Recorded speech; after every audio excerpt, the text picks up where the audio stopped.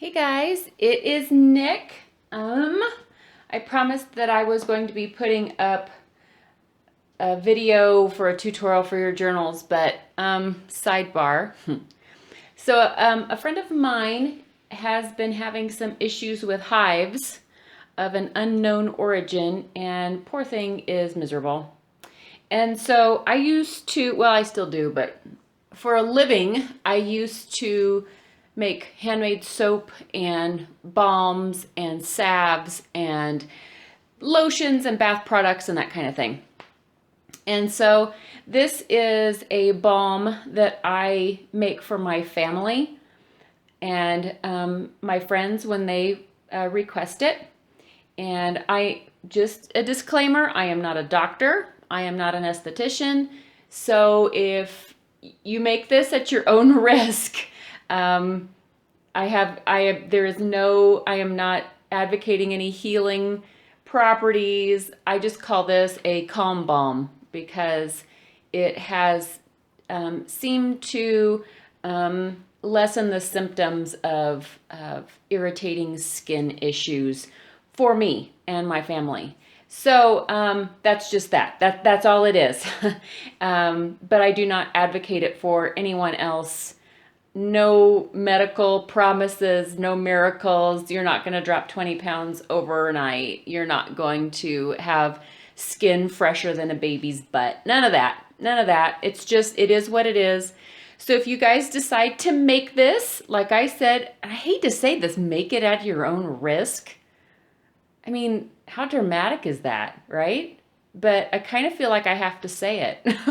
So, because there are people out there that will make something and then try to sue you because they said, well, you said it would do this, and my arm fell off. So anyway, yeah, do your research. Do your research.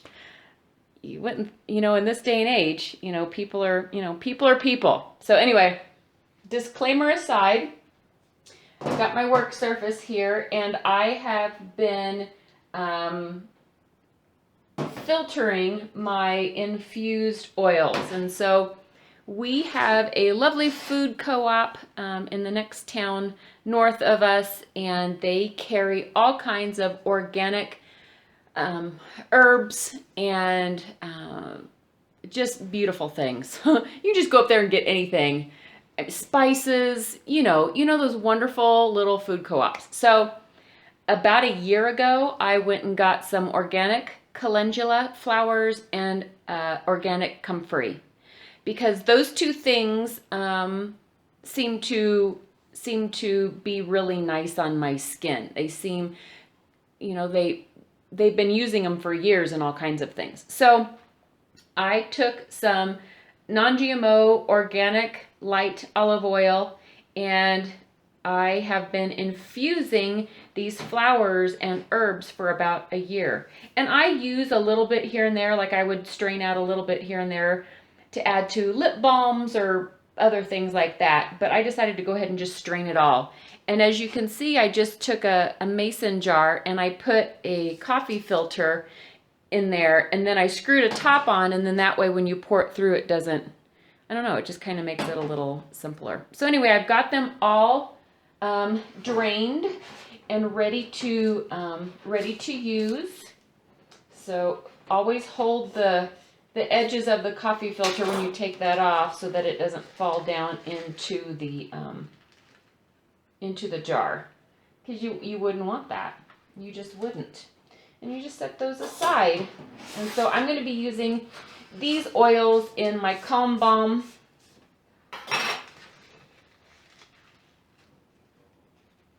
So we'll set those aside. So my recipe is very simple. It is based off of a recipe that I found online a long time ago. And I used to be a part of a lot of soap forums and bath and body making forums, and we all kind of formulate things together and pool our research and experiences. And so this is just a really simple one. It's basically 4 parts oil to 1 part wax. And I'm using beeswax today, but you can use all kinds of things. I have jojoba wax, I have wheat germ wax, I think I have candelilla wax, but I didn't find it. So I'm just going to use beeswax today because it's simple. She's not allergic to honey or bee products, so I'm just going to do that. So I've got my trusty, I've had this scale for years, and I mean the paint, it still works. I've never changed the batteries or anything, so it's a good one. Okay, so what I'm going to do is I'm going to measure this in grams. And I'm going to start off with my beeswax. And it calls for 7 grams of beeswax. And I'm going to double the recipe. So we're going to go to 14. There we go. There's 14. No, it went to 15, but that's okay. And then it wants half oil and half like a butter or like a solid oil, like coconut oil or something like that. So I have a little teeny tiny shard of, this is cocoa butter. So I'm going to press tear and get that off. And so I need, 16 grams. So I need 32 grams of a hard oil. So how much is, that's 8. Woo, it's 8. Let me get a spoon. I thought I had everything out. But you guys know better. You know better, you know better. And this is a non-GMO coconut oil that I'll be adding. So we are going up to 32 grams. And I just passed it. It's no big deal. Just stick your little spoon in there and just grab out what you overshot. You can do this with the, oh, it was okay. You can do this with the butters, but when you got to be pretty careful with the liquid oils. Can't really do this with the liquid oils. Okay. So there's 32 grams of a harder oil. And then I'm going to do 16 grams each of these guys. So very carefully drizzle that in. And this is the comfrey.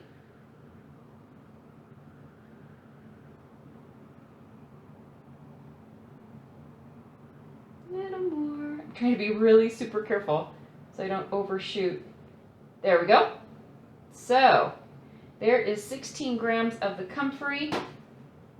And I'll just do this. And then we need another 16 grams of, this is the calendula infused oil.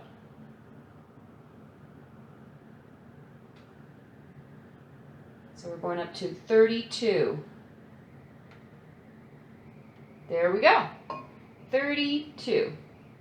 So now I'm going to pause and I'm going to heat this up, and you can heat it up. Some people use microwaves, some people use double boilers or whatever. So whatever you want to use, and I will be right back. Okay guys, we are now melted. And one thing that you can do to check the viscosity, I guess, of whatever you're making is it's warm right now, but you can take a little bit on a spoon and just put it on a cold surface and let it cool to room temperature, and then feel it. Feel, is this, do you want it oilier? Do you want it waxier? And then you can add either oil or wax depending on if you want it looser or more firm. So at this point, I am going to add some essential oils.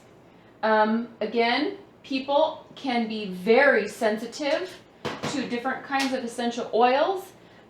It can mess with your medication. Lots of scary things, so do your research. Good essential oils are potent, and so please do your research. I am using a combination of lavender 4042 and frankincense. They are both very, very good quality essential oils. They are not fragrance oils. There are different kinds of lavender, so do your research on those. I like 4042. Bulgarian is nice too. I use them all in different applications, but I'm using the 4042 here, and then the frankincense is just a very good quality steam distilled brand that I've been using for a long, long time. So I'm using these two, kind of a half and half. Another thing is that when you're adding essential oils to lip balms or salves or lotions or whatever you want to add them to, please know that the strength is very important. So again, do your research. If you make it too strong, I mean, it can hurt your skin. There's all kinds of things. So please read up on this if you don't already know. A lot of you already use essential oils, I know. I have diffusers in my house and I love to smell them. So I have different kinds of mixtures that I like to smell. They're so much better for you than those plug-in things. Don't use those. They're toxic.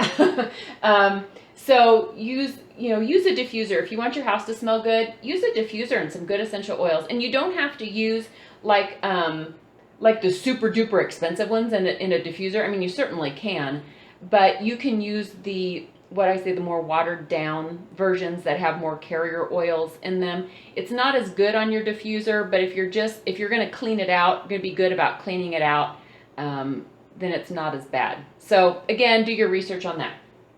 Wow, a lot of technical stuff. Sorry. So I'm going to go by drops, and I want about 15 drops of each.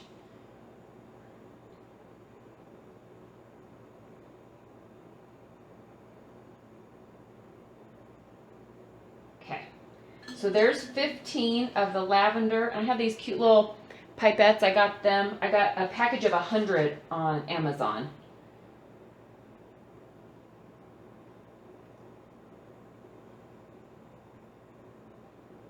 Okay, so we're going to stir that up.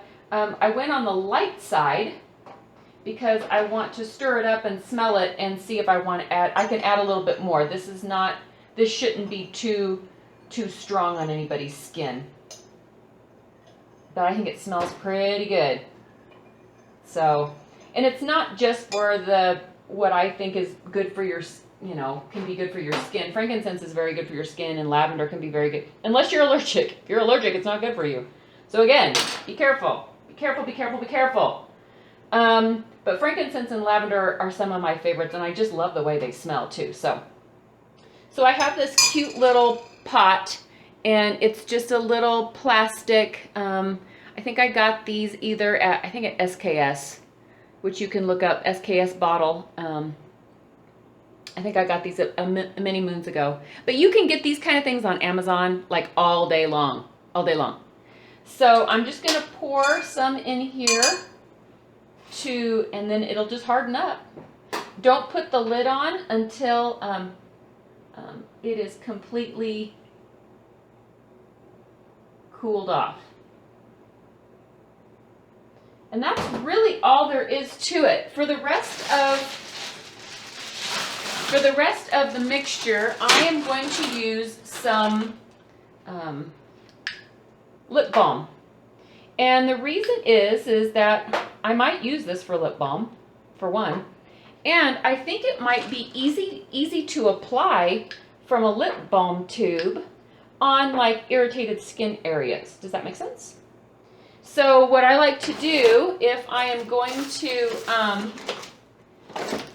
as I'm rifling through over here, please excuse my, okay. What I like to do, and this should fill several, these are 0.15 ounce, I believe, and I've got about 4 ounces left. So I'll be able to fill several of these lip balm tubes. And this makes a mess. It really does. It makes a horrific mess. But I take about 10 of them, and then I take a rubber band, and I just kind of put the rubber band, and it kind of keeps them all together like that. And then I pour from here. And like I said, oh my goodness, it makes a mess. I'm so sorry. So I pour all the way up to the top, almost. And then I top it off later. My printer's in there doing that ghost printer thing again. I never had a printer do that, so it kind of freaks me out every time it starts working. Ooh. And it's solidifying in the container, of course, but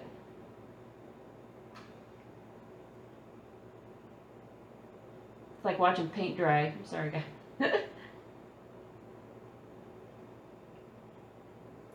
See, I just overshot. Okay. It's starting to get really thick. And you can throw it back in the microwave or set it back in your double broiler to melt what has solidified. So what I do is I pour, can you see those? You see how they have the little dimples in the middle? If you let this sit and let them kind of solidify, then you can go back with whatever is left in here. Go ahead and throw it back in the microwave and just pulse it, or put it back in your hot water on the double boiler and let it all liquefy back down. And then just very carefully top them off. And if you do that, most of the time you won't get the little dimple. It like fills it in for you. So it's that. There you go. So it's very, very simple to make balms. It's basically oil and wax. That's all it is.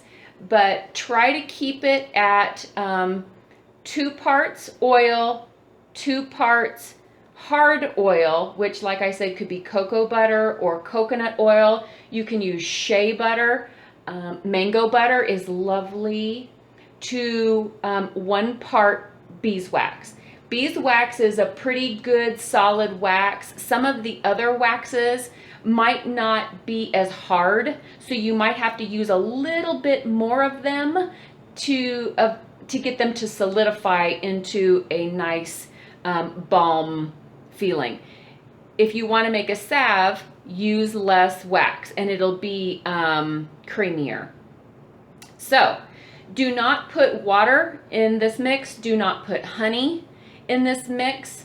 They are hygroscopic. Honey is hygroscopic, and of course water is it's H2O. It's full of hydrogen. So you don't want to put anything that has any water or that will attract water, because then it could make your mixture go rancid.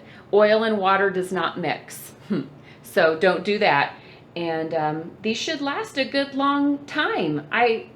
So there you go. And this is the way you make lip balms too. I mean, if you want to make them for lip balms, a little tip. This is a pro tip, and you will find this all over the internet. But again, make them at your own risk.